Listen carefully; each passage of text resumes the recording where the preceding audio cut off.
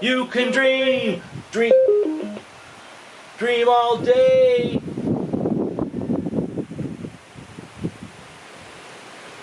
Hi guys, Sit Typhoon here. You ever have one of these karaoke mics? We got this about 3 years ago. It's been super fun. We've had so many good evenings with this, entertaining guests and everything.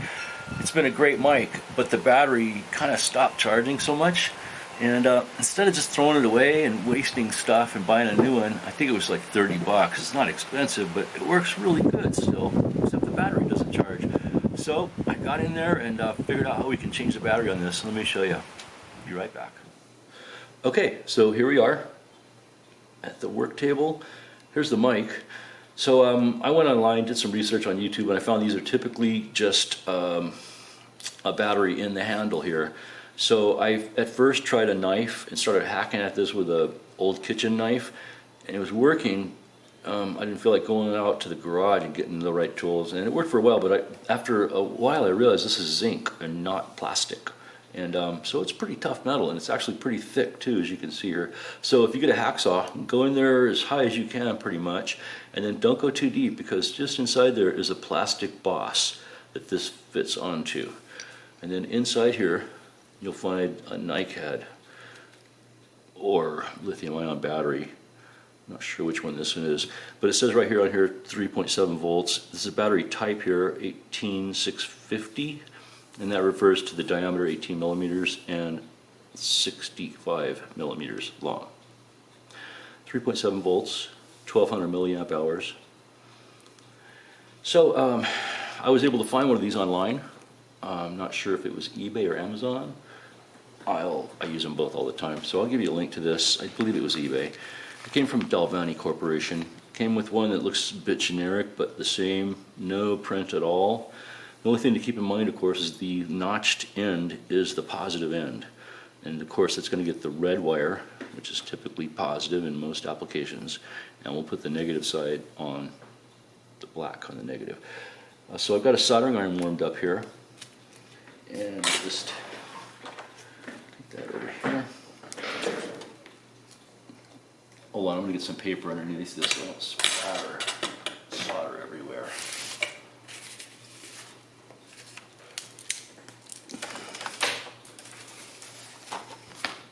We'll just do this right here.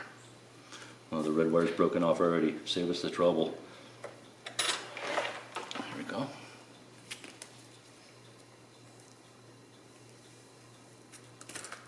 I guess you could just cut these off if you wanted to. Save a little bit of wire there. In fact, because I broke that one, I'm going to have to restrip it. Get my strippers out here. Be right back. Okay, I'm back. Got my wire strippers here. See if I can strip this off a little bit here. We'll be using the smallest one here, just a little bit maybe. So to do this project, you may or may not need wire strippers, but I highly recommend you have a soldering iron. It's going to be the best way to do this, is to resolder these.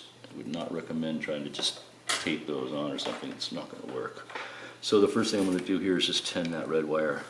I'll just put a little solder, fresh solder on this, and throw some on there, like that. Now the new battery,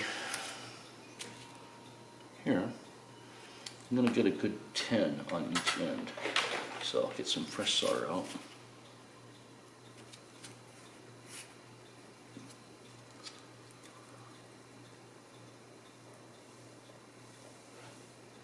It should be easily tenable there.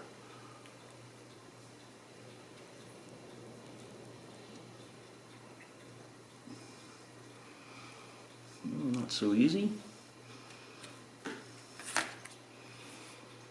Okay. So what I'm going to have to do is clean that a little bit so I get some really nice clean bare metal, and that'll then solder better. Be right back. Okay, I'm back. So I took a little sandpaper to that, and that should tin up a little better now. Let's give that a try. This other end has no solder at all yet.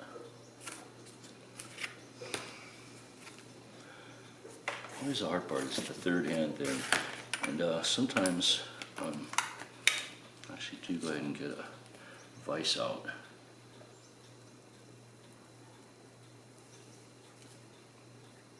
So the solder has resin core inside it, and it splatters resin everywhere. That's why I like to use paper. It's pretty messy. Okay. And get this side again better.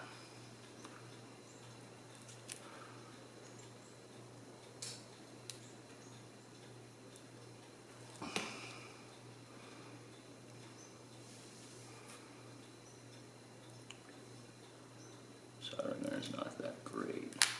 I would recommend a soldering gun even if you have one for this.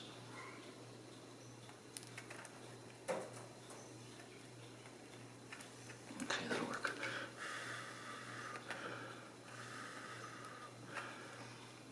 Okay.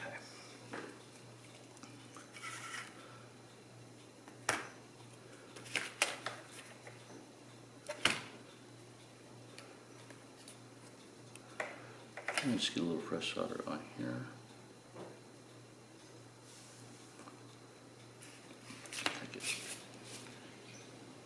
Okay, so here we go. I've got both ends of the battery tinned and both wires are tinned. So it's just a matter of holding things together and melting the solder together, really. And sometimes that's the hardest part. But we're going to make it here. Let me just go ahead and bend this a little differently so I can hold it on there with one hand.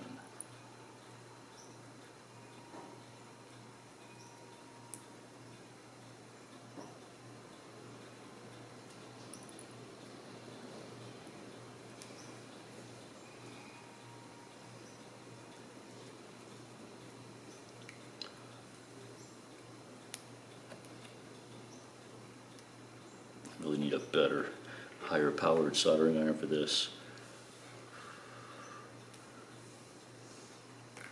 Okay, might work.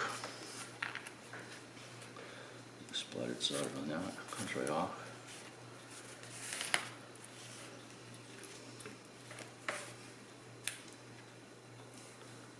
Bend that so I can easily hold it with one hand where it needs to go.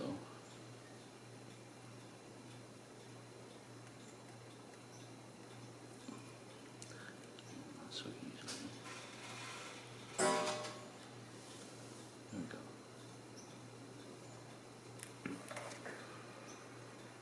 It's very ugly. I think it's going to be okay. So, what we'll do is probably going to be okay there.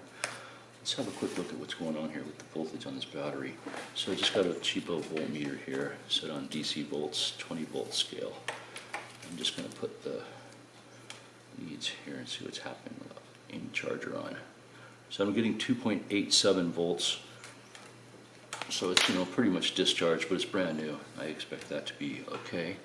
Let me pull in the charging cord here. There we go. And we'll see what happens when it's got a charger hooked up.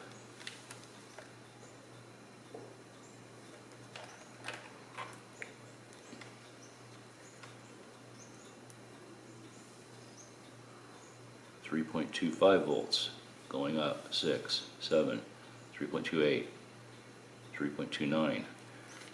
Awesome, that is working great. So we'll let that charge up for maybe 8 hours even, and then we'll try it again. I'll be back and show you how that worked.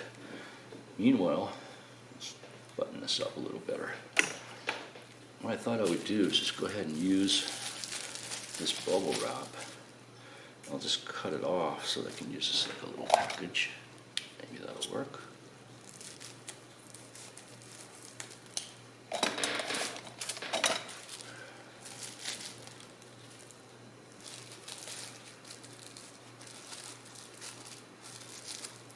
I may or may not ever want to do this again on this, so I'm going to go ahead and glue it closed. And then if I do need to get in there again, good luck. Good there, just to stabilize things a little bit. Shove that in there.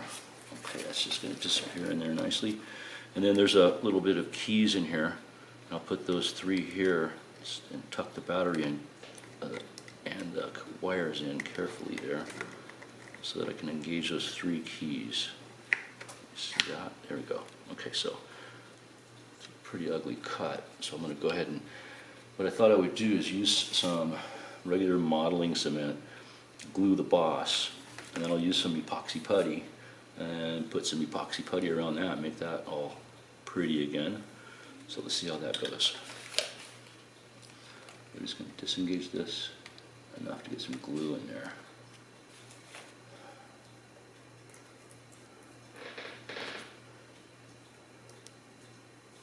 There we go. Oh yeah, plenty. Another reason I like to have paper around. Speaking of paper, be right back.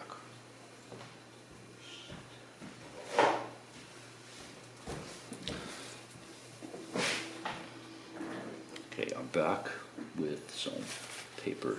Just want to get this glue out of my way right here. Might affect the finish. It probably already did. Not bad. Okay, that's gonna be fine. Okay, so what I'm gonna do here. Try not to make too much of a mess with it. God. Okay, here we go.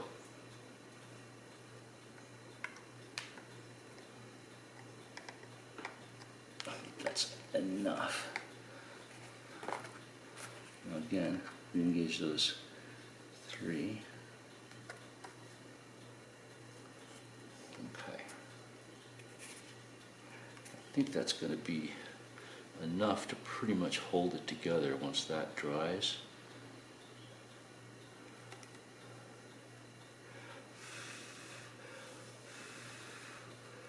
And I'll probably just take that up for a little while and let that harden.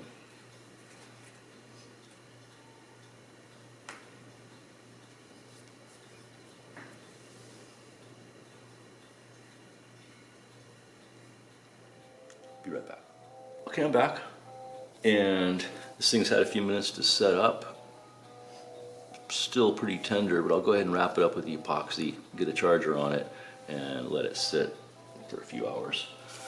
So I've got some ribbon epoxy here. So putty, pretty common stuff. You can find it. Just your local hardware store.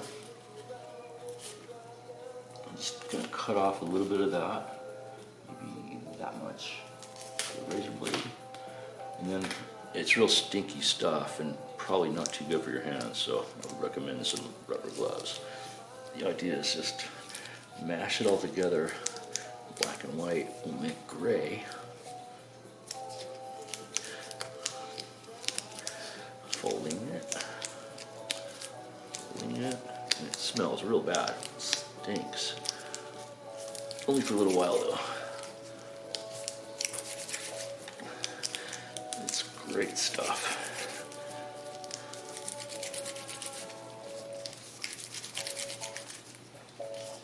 Almost got it. It also gets pretty warm. You can really feel the warmth in your hands. So I'm just going to make first a round ball. And then stretch that out into a little worm. It might wrap around there long enough. Let's see if that's big enough to go around there. Oh, not quite. Okay, there we go. A little bit too much. Okay, there we go. Wrap that right like that. Just cover up all that ugliness and help hold that all together. I was hoping I could kind of just work it down into that area there and make it halfway decent looking.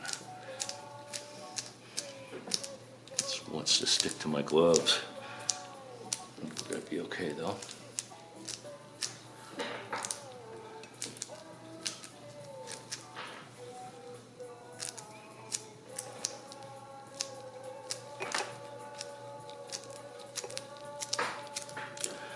That is gonna be okay.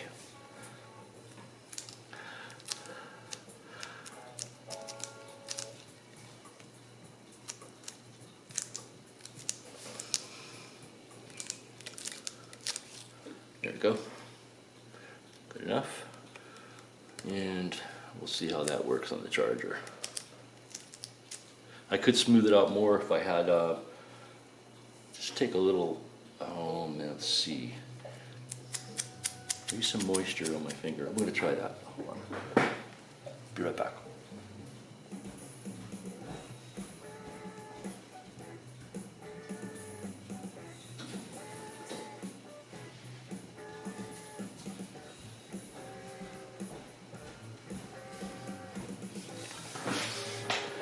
Okay, got a wet finger.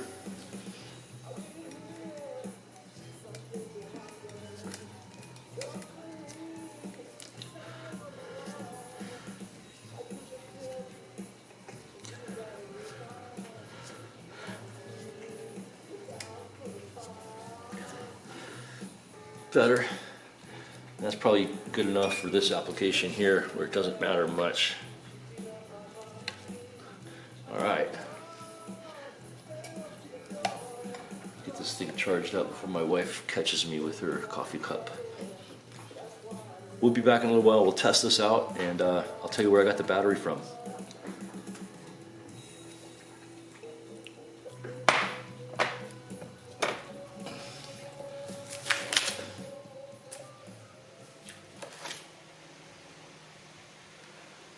You can dream, dream all day. You can dream your life away. Leave it all, thundering night. All right, it works good now. If you like that video, give me a like. If you want to subscribe, I'll give you a lot more information you can do at home. High-tech, low-tech projects you can do at home. Thanks for tuning in. Aloha.